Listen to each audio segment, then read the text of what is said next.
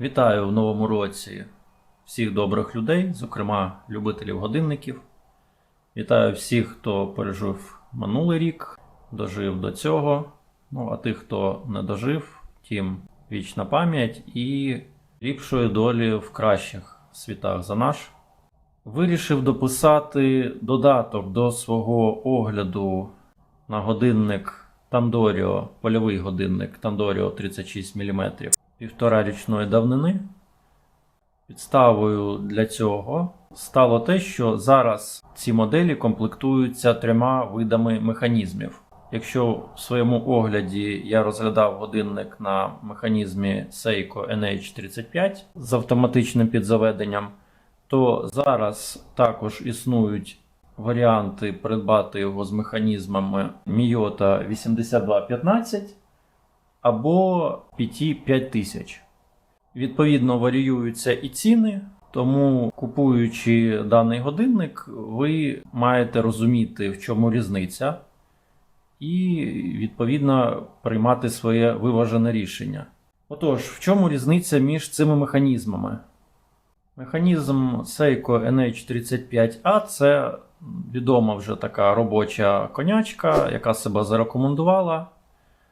Має наступні характеристики. Частота роботи механізму складає 21 600 напівколивань за годину або 3 Гц.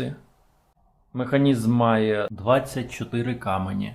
Функціонал передбачає наявність стоп-секунди, диску дати, який для цієї моделі не має особливого значення, тому що тут не передбачено віконця, а також передбачена можливість ручного старту та підзаведення заводною голівкою. Наразі найдешевший варіант, який я знайшов на Аліекспресі, пропонує цей годинник в такому виконанні циферблату і з механізмом NH35A за 2880 гривень, або приблизно $68. Механізм цей якісний, японський, хоча, скорше за все, ті, що вставляються в годинники Tandorio, вони виготовляються теж в Китаї по ліцензії. Наступний механізм Miyota 8215 – це теж японський механізм. Пропонується годинник з таким механізмом за дещо меншою ціною. Це 2385 гривень або $54. На $14 менше. Чому так? Тому що, незважаючи на те, що механізм цей теж японський, теж досить такий якісний, зарекомендувавши себе, він має певні недоліки в порівнянні з NH35. Зокрема, він не має функції стоп-секунди, тобто при підведенні часу ви будете це робити з працюючою стрілкою секундною, що робить ускладненим підведення годинника секунда в секунду, якщо в цьому є необхідність. Також в Miyota 8215 немає ручного підзаведення. Для того, щоб стартувати такий годинник, вам треба буде його струсити і потім одягати на руку, і вже під час носіння він буде заводитись. Або треба мати спеціальну скриньку, віндер, яка буде крутити цей годинник і заводити його до максимуму. Для тих людей, які будуть носити цього годинника постійно, це не матиме якогось суттєвого значення, але для тих людей, хто носить багато годинників, міняє їх час від часу відповідно до настрою, до свого стилю одягу, то, звичайно, це незручність. Особисто для мене це недолік. Я віддаю перевагу тому, щоб завжди була можливість підзавести годинника вручну. Тим більше, що NH35 дозволяє заводити годинника вручну, не доставляючи особливих проблем механізму. Переходимо до третього варіанту механізму – це PT 5000. PT 5000 – це китайський механізм, який є фактично клоном швейцарського механізму ETA 2824-2. Механізм цей має кращі характеристики технічні, зокрема це 28 800 напівколивань за годину або 4 Гц. Допуски по точності ходу складають від плюс-мінус 10 до плюс-мінус 30 секунд на добу, що краще, ніж в попередніх двох механізмах. В годиннику 25 каменів, що теж свідчить про більш якісну архітектуру механізму. Стосовно роботи на повному підзаведенні, то час цей складає до 42 годин, від 38 до 42 годин. Так само, як і NH35, цей механізм має функцію стоп-секунди і має можливість ручного підзаведення, хоча за відгуками власників годинників на такому механізмі ручним підзаведенням в PT 5000 краще не зловживати, а використовувати лише для запуска годинника. Власне, ця вада перейшла від оригіналу, від механізму ETA, який теж, в принципі, не розрахований на те, щоб людина його підзаводила постійно вручну. Там може вийти з часом з ладу механізм, власне, автопідзаведення, якщо зловживати ручним. Даний варіант комплектації буде найдорожчим. Годинник з таким типом циферблата і з механізмом PT 5000 пропонується нам за 3570 гривень або $85, що виходить на $31 дорожчий, ніж з механізмом Miyota 8215 і на $17 дорожче, ніж з механізмом NH35. Ось така інформація, яку я вважаю корисною для тих, хто вирішить придбати даного годинника. Отже, кого зацікавив даний годинник, може перейти за моїм реферальним посиланням. Кому це не цікаво, але в принципі він дивиться мої огляди і вони йому подобаються, поставте лайк, підпишіться. Я також наведу посилання на свій повноцінний перегляд даного годинника. Він не є ідеальним. Це був один з моїх перших оглядів, він знятий так собі. Але стосовно інформації, я там максимально намагався надати всю інформацію, яку тоді знайшов, максимально показати. Хоча, можливо, для того, щоб не треба було витрачати на це час, я вам зараз коротко скажу технічні характеристики цього годинника, тому що особливо тут нічого більше розповідати. Треба просто дивитись, чи вам подобається візуально він, і чи підходить по своїм характеристикам. Отже, корпус годинника тут виконаний з нержавіючої сталі марки 316L. Скло в годиннику сапфірове і також має антиблікове покриття. Тобто, якщо ви піднесете його на світло, то циферблат сам видно не буде, але годинну, хвилину та секундну стрілки ви прекрасно будете бачити. Діаметр годинника, не включаючи заводну голівку, складає 36 мм. Товщина корпусу складає 12 мм. Діаметр циферблату складає 29 мм. Циферблат з люмом, так він тут жовтого кольору, а в темряві світиться зеленим. Люм нанесений на стрілки і годинну, і хвилинну, і на кружечок в секундній стрілці, а також на арабські цифри, які позначають години. Є різні варіанти оформлення циферблатів, є світлий, є менш насичений позначками. Я особисто для себе обрав максимально навантажений. Є більш лаконічні, без логотипів, з іншими кольорами стрілок, там, з червоною секундною стрілкою. Коротше, кожен зможе собі вибрати до вподоби те, що йому більше буде подобатись. Розмір шпильки під ремінець складає 20 мм. Я в своєму огляді розповідав, що мене не влаштовує оця застібка метелик. Вона дійсно є не дуже зручною в тому плані, що одягати її швидко не виходить. Зараз я вам це продемонструю.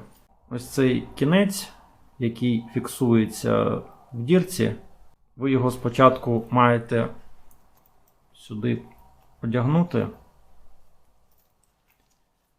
а потім зафіксувати відповідно у тій дірці, яка вам потрібна для того, щоб годинник максимально відповідно сидів на вашому зап'ясті, не перетискував і не був надто вільним. Ну, я вже пам'ятаю, що в мене ось ця 4-та дірка підходить. Далі ви фіксуєте і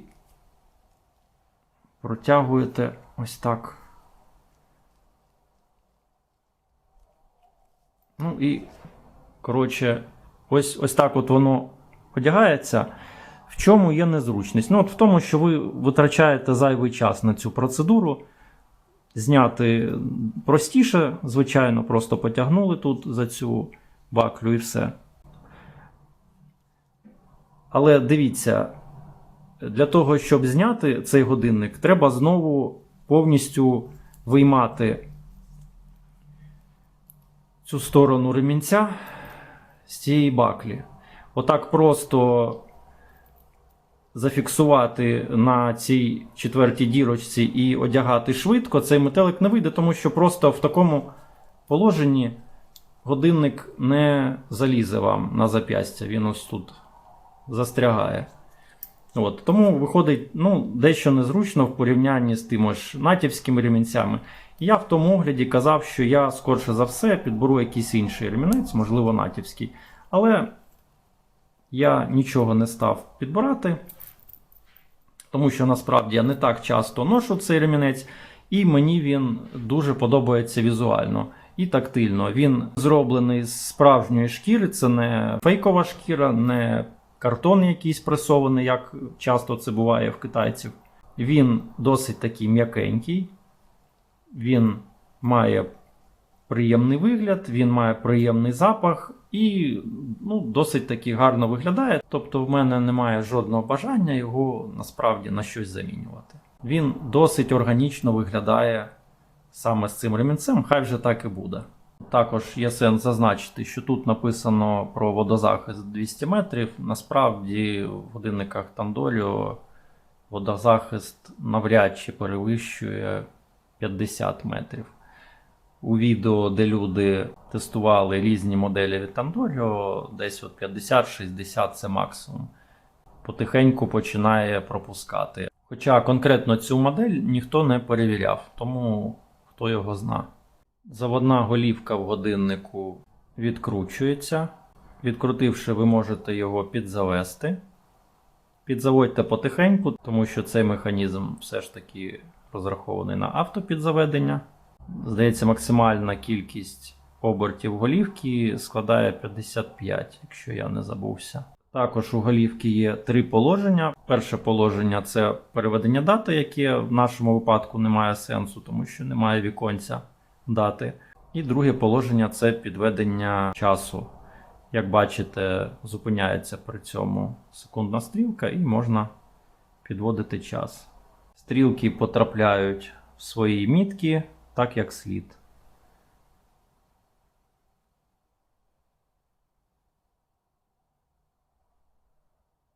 Дуже якісно це все зроблено. І сам рух стрілок досить приємний, легкий, але в той же час немає оцих люфтів дешевих китайських механізмів. Дизайн годинника дуже органічний. Обробка корпусу зроблена досить якісно, немає якихось гострих кутів. Все дуже так на рівні. Скажімо так, за ті гроші, які просять, я вважаю цю модель максимально оптимальною з точки зору співвідношення якості та ціни.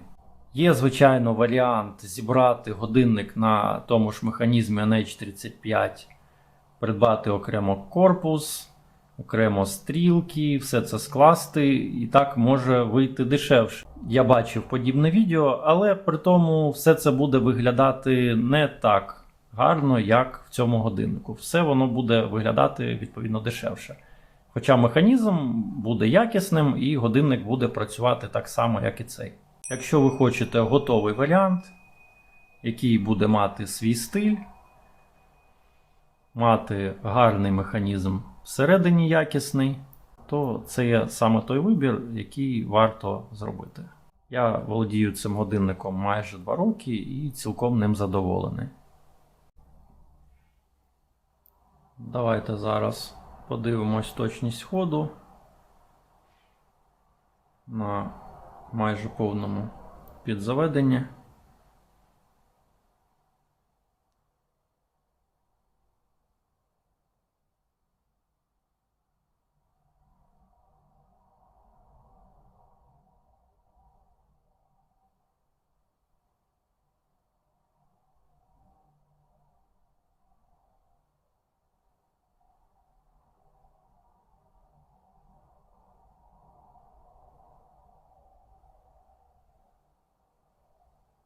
Ну, от як бачите, мінус 3 секунди на добу, 0,6 мілісекунд похибка. Амплітуда непогана, як для годинника, який вже 2 роки працює. Давайте ще ось так спробуємо заміряти.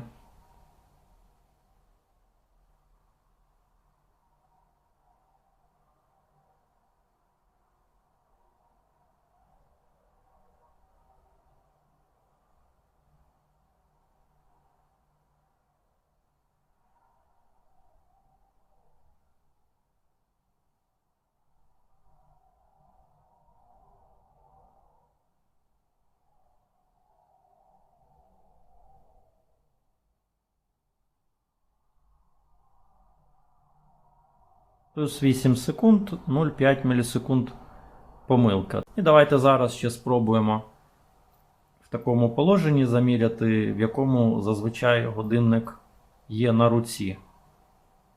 На жаль, в мене немає справжнього таймграфера, тому змушений імпровізувати з оцим варіантом.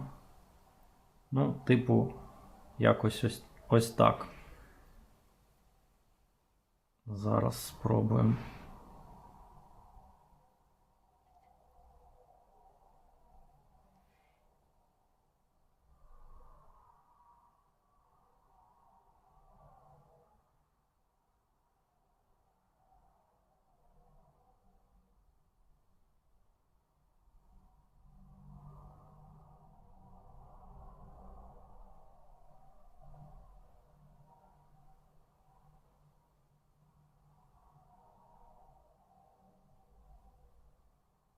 Дивіться, от в такому положенні, мабуть, на фабриці його саме для цього положення на руці найбільше і відлагоджували. Він показує плюс 3 секунди, 0,9 мілісекунд похибки і 281 градус амплітуда.